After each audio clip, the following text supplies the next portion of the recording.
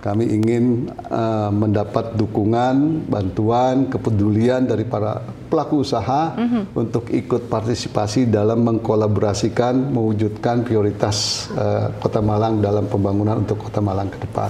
Siapapun di dalam program penanganan TSP, keterlibatan TSP para pelaku usaha terhadap pembangunan Kota Malang itu tidak hanya pemerintah daerah, tentunya tidak hanya para pelaku usaha, betul, tapi dunia pendidikan itu yang saya yakini mempunyai peran yang sangat strategis, di mana di dalam dunia pendidikan misalnya universitas negeri ya itu punya pemikiran-pemikiran yang tentunya lebih update. Yang pertama terkait dengan pembangunan pasar besar. Artinya pasar besar sudah 3 kali kebakaran dan di situ sangat produktif. Itu juga menjadi salah satu ikon Kota Malang terkait dengan pasar besar itu. Betul sekali. Yang kedua terkait dengan penanganan banjir di Jalan Soekarno-Hatta. Itu juga sudah lama yang perlu segera dilakukan tindakan-tindakan yang tentunya bisa mengurangi banjir di Soekarno-Hatta.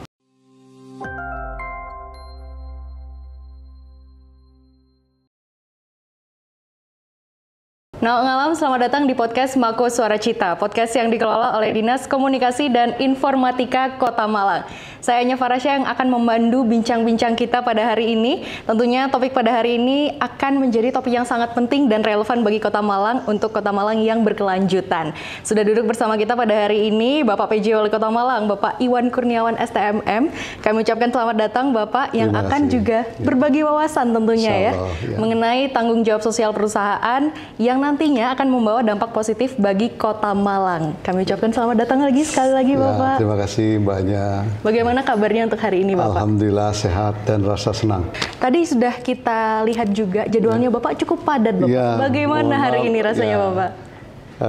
Padat itu biasa. Betul. Dan itu harus saya jalankan dan mudah-mudahan itu menjadi amanah buat saya juga. Baik. Ya. Kami doakan semoga lancar selalu Bapak ya. Amin ya Rabbal Alamin. Dan tentunya dari jadwal yang padat juga kami juga sempat cek kemarin kalau Bapak baru saja menghadiri evaluasi triwulan di Inspektorat Kemendagri di Jakarta kemarin Bapak. Nah itu bagaimana bisa diceritakan kepada Ngalam Bapak? Baru kemarin kami melaksanakan evaluasi kinerja pejabat Wali Kota Malang di Inspektorat dan alhamdulillah pada prinsipnya evaluasi berjalan dengan lancar. Buat saya itu hal yang sangat mudah ya karena Kota Malang sudah punya banyak prestasi-prestasi, sudah ada penilaian terbaik di dalam kinerja kepala daerah dengan 3 indikator. Betul. Jadi tidak sulit menurut saya dan saya yakin dan saya pede bahwa evaluasi itu berjalan dengan baik dan pasti mendapat apresiasi. Pada saat saya dievaluasi 3 bulan, walaupun sudah berjalan 9 bulan, 10 bulan dari yang sebelumnya, 3 bulan itu melanjutkan apa saja program-program yang menjadi prioritas, apa saja yang harus saya lakukan selama 3 bulan itu. Di samping itu saya juga yakin bahwa saya juga punya beberapa program-program prioritas yang bisa saya sampaikan di triwulan, di evaluasi triwulan oleh kawan-kawan di Inspektorat atau evaluator, di mana saya mencoba melakukan belanja masalah kepada OPD, kepada toko, kepada DPRD dan seluruh stakeholder masyarakat untuk mengidentifikasi masalah-masalah yang menjadi isu yang perlu ditangani dalam waktu 3 bulan. Kemudian dari isu itu saya coba tetapkan menjadi prioritas. Baik, Bapak. 11 prioritas yang saya tetapkan, mulai saya 1 bulan, 2 bulan, kemudian saya sosialisasikan kepada seluruh jajaran OPD. Bahkan alhamdulillah saya sempat mensosialisasikan kepada mitra strategis kita, yaitu DPRD. Kami paparkan, kami punya program prioritas, 11 prioritas yang tentunya menjadi salah satu langkah upaya saya untuk bisa merealisasikan. Jadi saya rasa pertanyaan tadi bagaimana pelaksanaan evaluasi kinerja, itu lancar dan sangat mudah karena Malang sudah banyak prestasi yang didapat. Saya tinggal melanjutkan dan saya tinggal memilah mana yang menjadi prioritas saya untuk bisa saya lakukan. Baik. Itu banyak ya.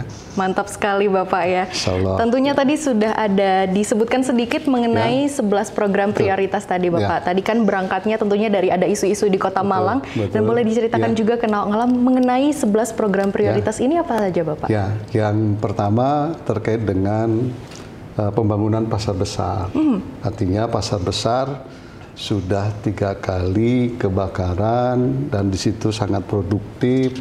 Itu juga menjadi salah satu ikon Kota Malang terkait dengan pasar besar itu. Betul sekali. Yang kedua terkait dengan penanganan banjir di Jalan Soekarno-Hatta. Itu juga sudah lama yang perlu segera dilakukan tindakan-tindakan yang tentunya bisa mengurangi banjir di Soekarno-Hatta. Kemudian yang ketiga terkait dengan penanganan sekolah. Ada 51 sekolah yang rusak berat. Tentunya sekolah-sekolah yang lain sudah cukup baik dan sangat bagus Kota Malang, tapi memang ada yang masih menyisa. Yang kondisinya didata ada 51 rusak berat yang perlu penanganan atau perhatian dari pemerintah Kota Malang. Kemudian juga ada UMKM naik kelas. Saya ingin masyarakat, pemerintah daerah mendukung masyarakat, khususnya masyarakat yang bergerak di dalam UMKM yang mikro menjadi kecil. Jadi di tingkat kecil kita harus naikkan supaya mereka juga merasa hadir pemerintah terhadap kepedulian para pelaku usaha di mikro menjadi kecil. Itu ada 100 diidentifikasi yang akan kita targetkan untuk naik kelas. Kemudian juga kaitannya dengan pelaksanaan bansos. Artinya pemerintah tidak hanya bicara infrastruktur, tidak hanya bicara untuk kalangan usaha di mikro, tapi bagaimana kita juga memberikan bantuan kepada masyarakat yang masih prasejahtera. Betul. Kita kedepan bansos.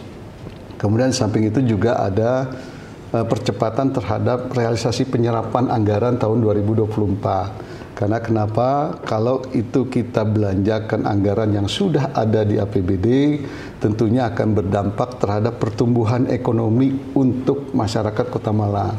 Kalau itu dalam bentuk kegiatan, tentunya akan bisa meningkatkan para pelaku usaha apabila ada makanan, sayur-sayuran ataupun snack-snack yang harusnya dibelanjakan, itu akan meningkatkan pendapatan untuk para pelaku usaha yang bergerak di bidang makanan. Kalau itu dilaksanakan di dalam kegiatan hotel, gitu ya, forum-forum itu akan meningkatkan pendapatan dari para pelaku usaha di bidang hotel dan akan menambah pajak pendapatan bagi pemerintah daerah. Betul. Nah, kami coba dorong bagaimana memaksimalkan terkait dengan penyerapan anggaran tahun 2024. Betul. Kemudian satu hal lagi yang sangat penting, bagaimana kita mendorong terhadap percepatan terkait dengan target-target pajak. Yang tentunya pajak tercapai targetnya nanti ke depan akan dimanfaatkan untuk pembangunan Kota Malang, baik infrastruktur, penguatan kapasitas kelembagaan sumber daya manusia dan sebagainya. Nah, kemudian juga ada terkait dengan penanganan anak sekolah, ya. Artinya ada putus sekolah yang perlu ada totalnya kira-kira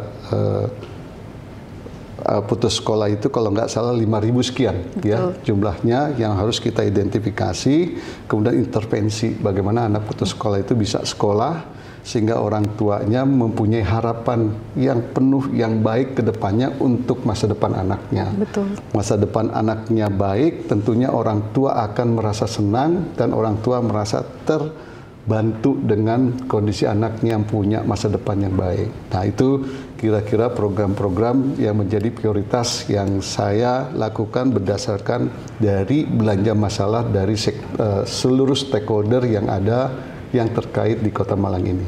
Baik. Itu banyak. Betul, banyak sekali Bapak ya. Mudah-mudahan dia bisa. Ya. Betul, dan tentunya dari 11 program ini ya. Bapak, tentunya kan banyak sekali juga. Betul, kemarin juga kita sempat keliling-keliling bersama Bapak PJ Wali Kota Malang juga dalam program TSP ini. Oh ya, itu juga satu. Betul. Ya, lewat satu TSP itu menjadi salah satu prioritas bagi kami untuk pengelolaan sampah di Kota Malang yang lebih baik untuk kedepannya. Betul, yang kita keliling ke SD dan juga ke TPS ya Bapak ya. Betul. Dan pastinya dari kolaborasi antara pemerintah daerah dan juga pastinya dengan pelaku usaha ini, dan Kota Malang kan juga ada kolaborasi Hexahelix yang salah satunya dengan perusahaan-perusahaan ya Bapak ya. Nah ini apakah ada arahan tertentu dari Kemendagri Bapak? Ya, jadi pertama sebelum ke Pak Mendagri atau Kementerian Dalam Negeri, yang pertama kerjasama dengan para pelaku usaha dalam rangka mendukung program-program prioritasnya pemerintah Kota Malang didasari atau dilatar belakangi dari beberapa regulasi sebenarnya. Betul. Di mana ada Undang-Undang Nomor 25 Tahun 2007 khususnya pasal 15 di mana diamanatkan bahwa setiap pelaku atau penanam modal berkewajiban untuk melaksanakan TSP, tanggung jawab sosialnya. Betul. Itu bicaranya undang-undang, bukan bicaranya saya atau kebijakan saya. Kemudian diperkuat lagi ada peraturan Badan Koordinasi Penanaman Modal, itu nomor 6 tahun 2020. Itu diperkuat setiap penanaman modal harus berkewajiban untuk melaksanakan TSP. Baik. Diperkuat lagi dengan pejabat atau wali kota yang sebelumnya ada peraturan wali kota.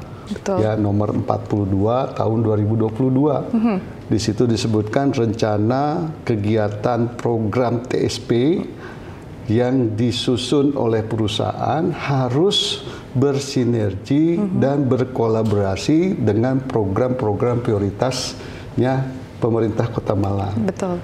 3 kebijakan inilah yang mendasari saya untuk bisa mengimplementasikan bagaimana kebijakan ini bisa diterapkan oleh saya selaku pejabat dan berkolaborasi dengan jajaran OPD, jajaran pihak-pihak terkait, terutama ada forum tanggung jawab sosial yang sudah dibentuk oleh kepala daerah saat itu.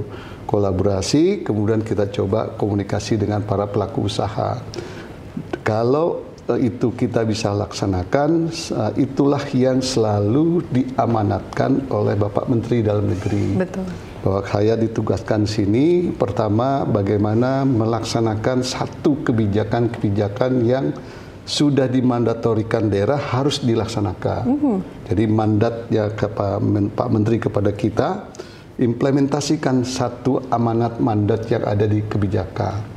Yang kedua, tentunya ada inovasi-inovasi yang harus dilakukan. Kenapa inovasi menjadi hal yang sangat penting? Itu memang salah satu hal yang menjadi prioritas bagi Kementerian Dalam Negeri, pemerintah pusat, maupun seluruh jajaran di pemerintah provinsi kabupaten. Inovasi itu menjadi hal yang sangat prioritas. Betul. Nah, dalam hal pelaksanaan kegiatan kolaborasi dengan pihak pelaku usaha atau TSP, itu salah satu bentuk menurut saya, bentuk inovasi-inovasi yang dilakukan dalam rangka kolaborasi dan sinergi antara pemerintah dengan pihak swasta dalam rangka membangun Kota Malang. Jadi sumber pendanaan itu tidak hanya dari pemerintah pusat, tidak hanya dari pemerintah provinsi, tidak hanya dari pemerintah Kota Malang, tapi sumber-sumber lainnya yang sah. Salah satunya adalah CSR yang berkewajiban para pelaku usaha untuk memberikan kontribusi terhadap pembangunan di Kota Malang. Nah, itulah yang selalu diamanatkan oleh Bapak Menteri Dalam Negeri. Selain tadi perlu adanya kondisivitas terkait dengan pelaksanaan pileg, pilpres maupun pilkada, kemudian ada penanganan stunting, inflasi, kemudian kemiskinan. Tapi dalam konteks ini, bagaimana kebijakan itu bisa diimplementasikan oleh Kota Malang. Kalau itu ada mandat, tadi ada Undang-Undang 25, kemudian ada peraturan nomor 6, peraturan Badan Koordinasi Penanaman Modal, bahkan ada peraturan wali kota. Ya, tadi nomor 42 tahun 2022. Betul. Harus ada program TSP, perusahaan yang sudah disusun bersinergi dan berkolaborasi dalam rangka untuk mendukung program prioritas nasional atau prioritas Kota Malang. Tadi saya tetapkan prioritas 11 itu otomatis harusnya para pelaku usaha berkolaborasi bersinergi dalam menyusun program TSP-nya terhadap program prioritas yang disusun oleh kepala daerah. Betul. Itu banyak. Betul, Bapak. Apalagi itu memang tanggung jawab sosial ya dari perusahaan itu masing-masing dalam membangun Kota Malang, Bapak ya. Betul. Baik, dan dari tadi ada 11 program juga, Bapak. Nah, dari 11 program ini tentunya karena kita sudah sampai di bulan November. Bulan November. Dan sudah 1 bulan lagi sebelum kita menutup tahun 2024 ini, Bapak. Bagaimana dari segi timeline dalam pelaksanaan 11 program prioritas itu tadi, Bapak? Ya. Jadi setelah kita belanja masalah, kita tetapkan 11 prioritas, terus bagaimana implementasinya, Betul. bagaimana progresnya terhadap 11 program prioritas itu. Betul.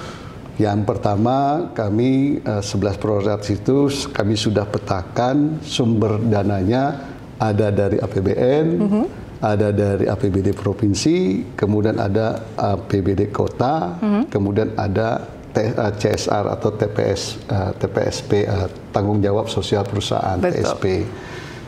Untuk yang prioritas pertama yang terkait dengan pembangunan pasar besar. Betul, Bapak. Karena saya masuk di ujung atau di akhir tahun, tentunya anggaran-anggaran itu sudah berproses, baik dari kementerian, baik dari provinsi maupun di kota sendiri.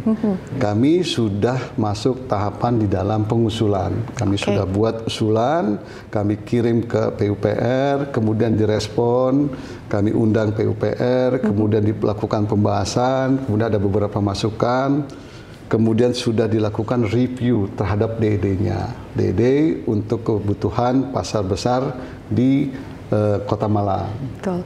Kemudian sudah beberapa diskusi, ini berproses karena ini sedang di dalam penelaahan ataupun pembahasan di Kementerian PUPR.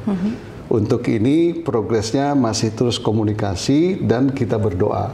Semoga Kementerian PUPR dengan beberapa catatan-catatan yang harusnya diperbaiki, kita sedang lakukan perbaikan. Kemudian persyaratan kita harus menyiapkan alokasi anggaran untuk realokasi nanti pada saat nanti dibangun. Pada saat nanti dimasukkan anggaran itu, kewajiban kita mereview, membuat DED sesuai dengan ketentuan-ketentuan yang berlaku, SOP-nya di PUPR. Kemudian ada kewajiban kita untuk menyediakan dan alokasi. Alhamdulillah, 2025 kita sudah menyiapkan alokasi anggaran untuk realokasi. Artinya kewajiban-kewajiban kita masih terus berproses. Betul. Mohon doanya banyak. Siap, semoga Bapak. Pasar besar bisa terrealisasi. Amin. Itu proses untuk pasar besar. Yang kedua, kaitannya dengan penanganan banjir di Soekarno-Hatta. Betul. Nah, ini secara konkret sudah bisa dinyatakan clear. Artinya kami berkomunikasi, kami menyurati, membuat usulan kepada provinsi, kami lakukan komunikasi, rapat dan sebagainya. Alhamdulillah sudah ada alokasi anggaran di provinsi untuk penanganan banjir di Jalan Soekarno-Hatta. Kalau tidak salah sekitar 22 miliar. Angka yang luar biasa yang di ujung kami masuk, tapi mereka sangat peduli kepada kita terkait dengan penanganan banjir. Sudah konkret, sudah masuk di APBD. Betul. Tinggal progresnya pelaksanaannya di tahun 2025. Saya mungkin tidak bisa sampai mengawal, tapi saya meletakkan bagaimana anggaran itu bisa tersedia di provinsi, kemudian nanti dieksekusi. Karena kuncinya adalah anggaran. Kebutuhan anggaran itu ada, tinggal pelaksanaan pembangunan. Itu menurut saya progres yang cukup baik dan saya sudah senang dengan progres seperti itu. Betul, Bapak. Kemudian yang berikutnya yang kemarin, Betul. yang kita lihat, kita keliling terkait dengan pembangunan rehabilitasi sekolah yang rusak berat. Betul. Ada 51, ada kita petakan 51 itu yang jangka pendek dan jangka panjang. Kami upaya mengkomunikasikan dengan berbagai pelaku usaha untuk bisa memberikan kontribusi. Alhamdulillah, kepedulian terhadap para pelaku Kota Malang ini, pelaku usaha Kota Malang ini luar biasa. Saya sangat apresiasi, saya terima kasih. Sudah ada yang memberikan bantuan untuk pembangunan satu sekolah. Jadi kami petakan ada 11 target kita untuk jangka pendek. Kemudian sisanya nanti jangka panjang di Januari sampai dengan Desember tahun 2025. Baik Bapak. Nah, untuk jangka pendek kemarinlah satu eksekusi, kita sudah memulai pembangunan sekolah negeri Ketawang Gede yang memang cukup rusak berat. Saya melihatnya juga kasihan. Ada kawat jendelanya masih kawat di Kota Malang, itu juga harus kita intervensi dan sudah berjalan perbaikan, sudah dibongkar atapnya dan ditargetkan mungkin di Februari atau Maret itu selesai. Alhamdulillah. Alangkah senangnya kawan-kawan guru di sana, pelajar-pelajar pada saat kedatangan kita yang kedua. Sebelumnya kita pernah survei, datang yang kedua sudah dieksekusi sekolah itu dilakukan pembangunan. Itu menjadi hal yang saya sangat senang kepada seluruh jajaran OPD, para pelaku yang berkolaborasi hingga mewujudkan untuk satu sekolah itu memang yang rusak berat. Jadi dari 11 itu kita prioritaskan memang yang ini yang harus ditangani terlebih dahulu. Mudah-mudahan ada dukungan lagi, saya mengajak para pelaku lagi, masih ada 10 nih jangka pendek. Betul, yang Pak. sudah kita identifikasi sekolah-sekolah yang butuh dukungan dari kawan-kawan teman-teman pelaku usaha. Ayo sesuai dengan kewajiban, sesuai dengan komitmen kita ada di Kota Malang. Ayo masih ada 10 yang perlu dibangun untuk sekolah untuk bisa kita realisasikan. Nah dari 11 itu masih ada sisa yang lain. Betul, Bapak. Yang tadi 51 identifikasi dari Dinas Pendidikan.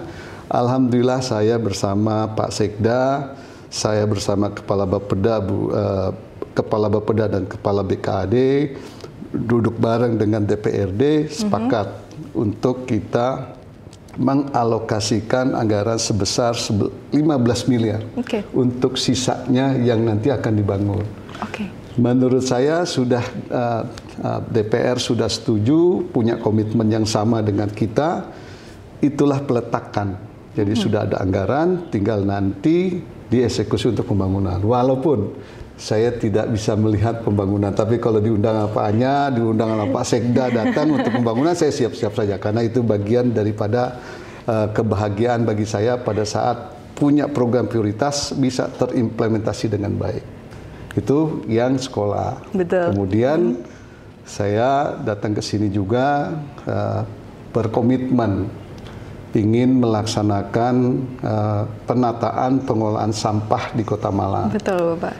Saya berharap Kota Malang sudah bagus, ya kalau kita lihat nih di backgroundnya nggak ada sampah. Artinya bagus, apalagi di wali kota. Betul, betul sekali. Jadi nggak ada sampah dan tapi pasti di setiap kota ada titik-titik yang perlu diintervensi oleh pemerintah Kota Malang terkait dengan sampah-sampah, khususnya di TPS, tempat pembuangan sampah sementara. Kalau kita lihat identifikasi kita ada 57 data dari Dinas LH yang ternyata TPS-nya masih sudah dalam kondisi yang tidak layak. Artinya kondisinya atapnya dari fiber bolong-bolong gitu ya. Betul, Bapak. Catnya sudah berkarat gitu ya. Kemudian terjadi proses pengiriman sampah dari masyarakat itu masih taruh di pinggiran jalan. Betul. Atau ada antrian gerobak untuk pembuangan sampah.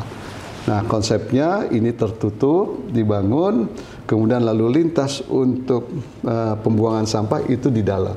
Sehingga masyarakat para pengendara yang melewati TPS itu merasa nyaman dan tidak melihat tumpukan-tumpukan sampah di pinggir jalan. Itulah salah satu tujuan kita dan alhamdulillah lagi saya juga ucapkan pada saat kesempatan saat ini kepada para pelaku usaha yang memberikan CSR-nya melalui perusahaan-perusahaan melalui TSP, kemudian membangun 6 TPS yang luar biasa menurut saya 6. Itu sebagai daya ungkit dan kami tetap mengajak lagi para pelaku usaha yang lain, mari kita bersama-sama bergandengan tangan. Sudah ada contoh para pelaku usaha yang mempunyai komitmen yang tinggi melaksanakan kewajiban TSP-nya, berkolaborasi, bersinergi dengan program-program prioritasnya pemerintah Kota Malang. Karena itu mandat, bukan saya. Betul, ada Bapak. peraturan wali kota memandatkan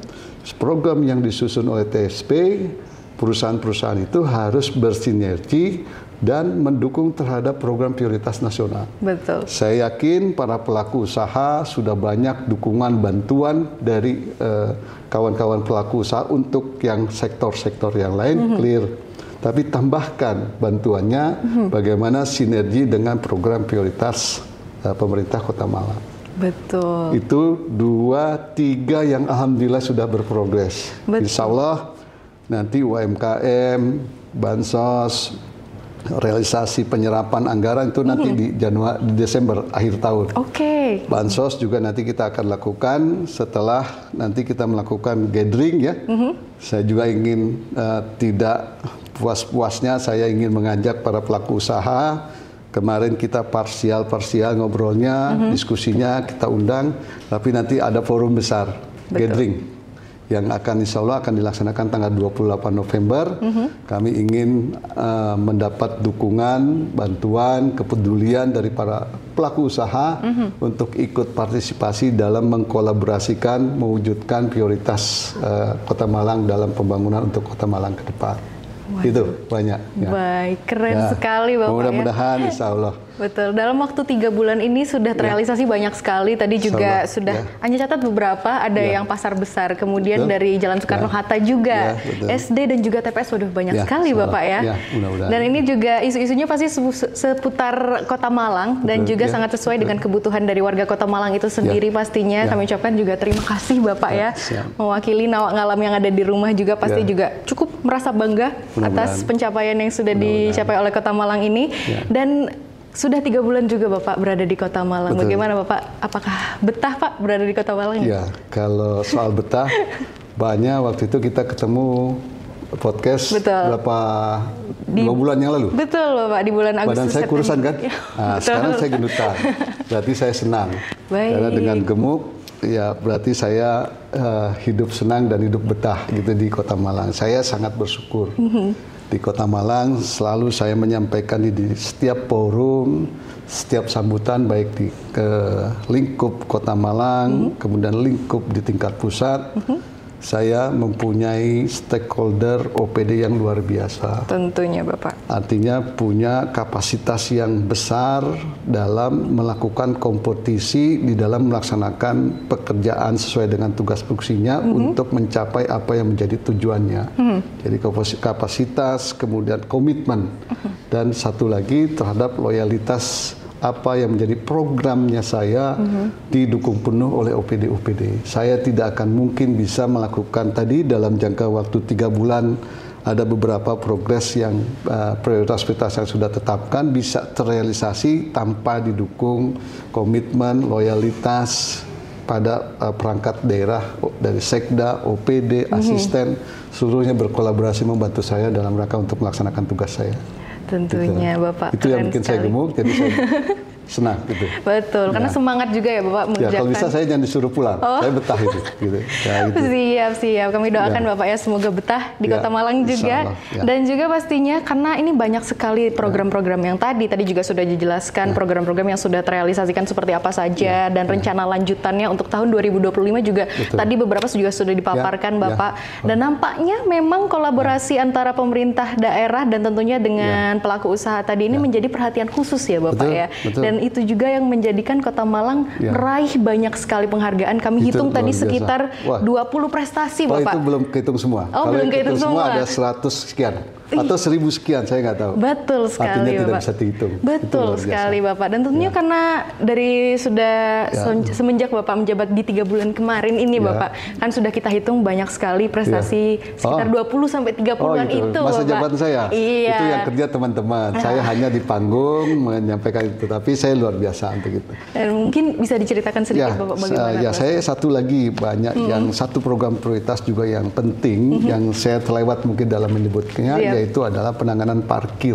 Betul Bapak, penanganan parkir ya secara keseluruhan. Penanganan parkir di titik kota-kota Malang itu perlu diintervensi banyak. Nah, tapi dengan keterbatasan dan ada jangka pendek, jangka panjang, saya harus melakukan hal-hal yang tentunya mampu saya lakukan di masa saya. Sehingga saya mengambil jangka pendek untuk penanganan parkir itu ada di kayu tangan. Yang saya lihat ada beberapa titik-titik ya yang perlu diintervensi, perlu ditata, tapi saya ambil coba di masa saya ini di kayu tangan. Saya lakukan diskusi, rapat yang terus-menerus. Saya juga ucapkan terima kasih teman-teman ya, hampir tiap hari, tiap minggu saya melakukan rapat untuk kayu tangan ini, parkir.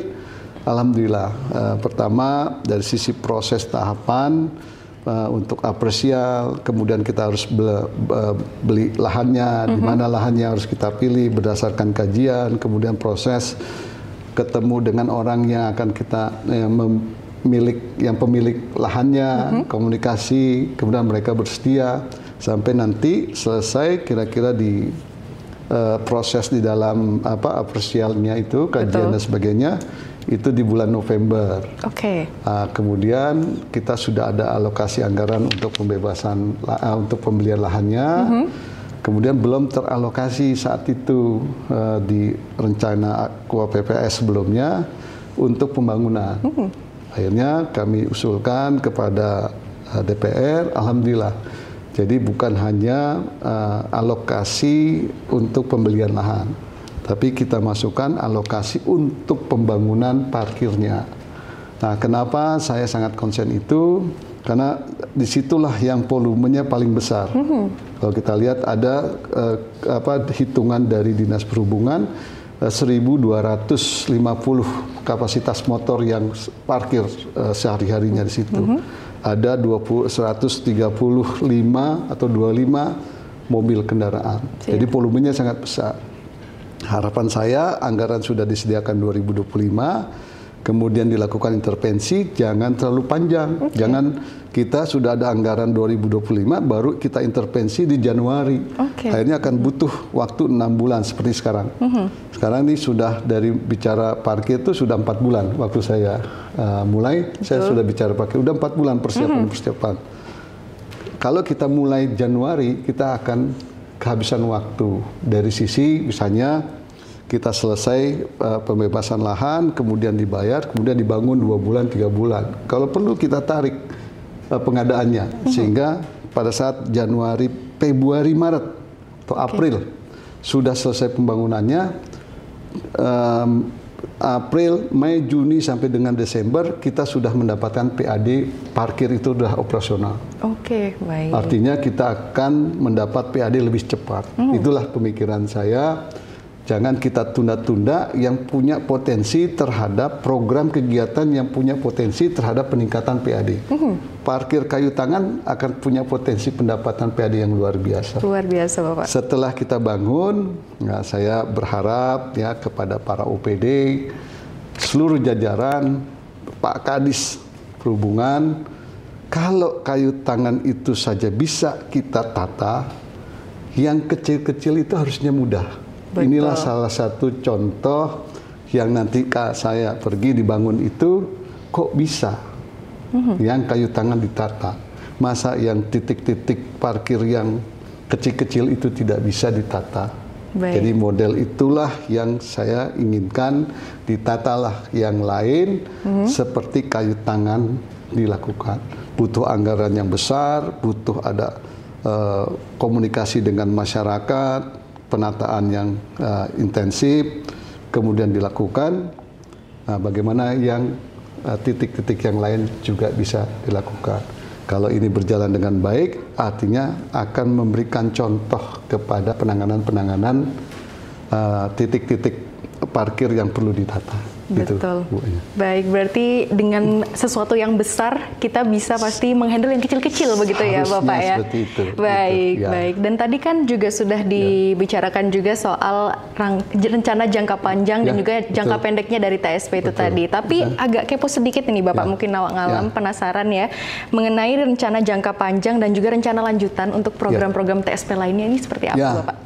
Saya teman-teman ya teman-teman dari TSP, forum TSP, kami jajaran pemerintah daerah sudah membuat satu SOP, ya, sudah membuat satu prosedur di dalam tata cara pengelolaan, pemanfaatan, pengendalian, pengawasan terkait dengan CSR. Itu satu modal. Artinya akan memudahkan untuk implementasi ke depan. Lebih panjang waktunya, lebih ruangnya lebih banyak, komunikasinya itu sudah ditata. Kemudian yang kedua, kaitannya dengan timeline-nya. Betul, artinya jangka pendek, jangka panjang, identifikasi permasalahan, contohnya sekolah. Ya. Betul. Saat ini fokusnya terhadap pembiayaan dari CSR jangka pendek. Kemudian kita masuk Januari, saya bagi itu triwulan pertama, itu Januari, Februari, Maret, triwulan kedua, triwulan ketiga, triwulan keempat. Baik. Nah, triwulan pertama harapan kami di Januari, Februari, Maret itu kita dorong lagi teman-teman TSP, ya, pelaku usaha membantu dari berapa sisanya sekolah yang belum terbangun. Betul. Itu di Januari, Februari itu harusnya CSR. Karena kenapa di belanja kita anggaran APBD di awal tahun itu agak sulit kita untuk membelanjakan, sehingga 3 bulan itu dukungan untuk sekolah itu harusnya dari CSR. Triwulan 2 dan triwulan 3 itu dari APBD yang kita sudah masukkan alokasi anggaran 15 miliar untuk itu. Karena triwulan kedua awal sudah bisa kita merealisasikan pemanfaatan atau penggunaan dana itu. Triwulan keempat harusnya sudah CSR lagi. Di misalnya Oktober November CSR lagi. Dan kalau tidak salah kita sudah petakan dari 51 triwulan pertama di 2025 CSR berapa sekolah. Kemudian dari 15 miliar berapa sekolah. Dari triwulan keempat CSR berapa sekolah, sehingga habis itu. Jangan panjang-panjang lagi, ditunda-tunda lagi, kasihan masyarakat, para guru, para siswa. Tuntas sekolah di Kota Malang, tidak ada yang lagi yang rusak berat, rusak ringan, semua tuntas. Seperti Kota Malang, kita lihat indahnya di taman di balik kota, begitu megah. Tapi kita jangan lupa, dunia pendidikan itu menjadi hal yang sangat penting bagi kita untuk generasi ke depan yang tentunya akan mempunyai komitmen yang tinggi atau mempunyai semangat dari para pendidik, dari pelajar untuk membangun Kota Malang yang ke depan berkelanjutan. Betul, tepat sekali Bapak, karena memang Kota Malang juga adalah kota pendidikan. Iya, betul. Betul, dan juga setuju itu. Iya kan Bapak ya, betul. Kita juga memiliki banyak sekali. Jangan ada kota pendidikan, sekolah yang rusak. Betul ya, Bapak, itu. Apalagi kemarin di SDN Ketawang Gede itu kota yang berada di tengah kota sekali Bapak ya. Setuju, jadi memang tepat guna sekali dengan adanya rehabilitasi dari sekolah itu tadi ya. Baik, nah dengan Kota Malang Bapak sebagai kota pendidikan kita juga memiliki banyak sekali perguruan tinggi negeri tentunya. Dan mungkin apakah ada pesan-pesan untuk perguruan tinggi negeri maupun perguruan tinggi yang ada di Kota Malang untuk ikut berkolaborasi dalam memajukan Kota Malang dalam forum TSP ini? Setuju. Jadi siapapun di dalam program penanganan TSP, keterlibatan TSP para pelaku usaha terhadap pembangunan Kota Malang itu tidak hanya pemerintah daerah, tentunya, tidak hanya para pelaku usaha, tapi dunia pendidikan itu yang saya yakini mempunyai peran yang sangat strategis, di mana di dalam dunia pendidikan, misalnya universitas negeri, ya, itu punya pemikiran-pemikiran yang tentunya lebih update, lebih punya yang teknologi yang lebih update atau yang lebih canggih daripada kita-kita yang tua-tua ya, mungkin banyak masih muda ya, tapi mahasiswa itu punya pemikiran yang untuk bicara 10 tahun, 20 tahun, 30 tahun ke depan.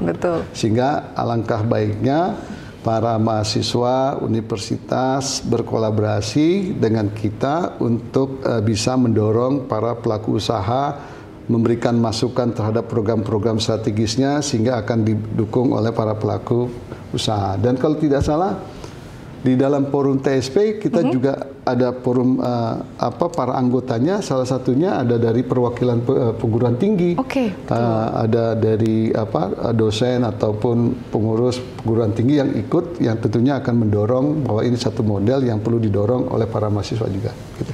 Baik, Ya. keren sekali Bapak ya. Dan tentunya kita juga tetap membutuhkan pemikiran pemuda-pemuda yang revolusioner. Sangat itu. Betul, Nah, bagi kita Kota punya Malang Creative Center. Betul. Tadi saya mendampingi kunjungan PJ Bupati Bekasi dengan Kejari Kabupaten Bekasi. Betul.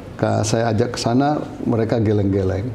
Kota Bekasi yang cukup besar, ya baik dari sisi anggarannya, mereka geleng-geleng dengan Kota Malang kaitannya dengan Mall Creative Center. Betul. Kemudian di testimoni sangat apresiasi dan dia akan implementasikan di Kota Bekasi. Betul. Artinya itu Mall Malang Creative Center itu para pemuda. Terdiri dari yang sudah lulus sekolah dan ada juga yang mahasiswa-mahasiswa yang berkreatif di sana. Betul. Jadi luar biasa. Tidak ada celah menurut saya bahwa Mall Creative Center itu hal yang sangat prioritas dan membantu terhadap Kota Malang ke depan lebih baik. Gitu. Betul sekali Bapak, dan ini juga pembicaraan yang sangat menambah wawasan sekali ya tentunya. Ya, terima kasih Bapak kami ucapkan. Dan tidak terasa sudah mencapai di ujung podcastnya juga ya Bapak. Baik. Kita seperti berbincang-bincang seperti biasa saja ya Bapak ya. Siap, ya. Baik, kami ucapkan terima kasih dan juga semoga Nawak Ngalam di rumah ini sudah mendapatkan wawasan mengenai tanggung jawab sosial perusahaan juga. Dan tentunya kita tunggu juga kontribusinya bagi Kota Malang untuk menjadikan Kota Malang yang berkelanjutan. Saya Anya Farasya, pamit undur diri. Sampai jumpa lagi di podcast selanjutnya.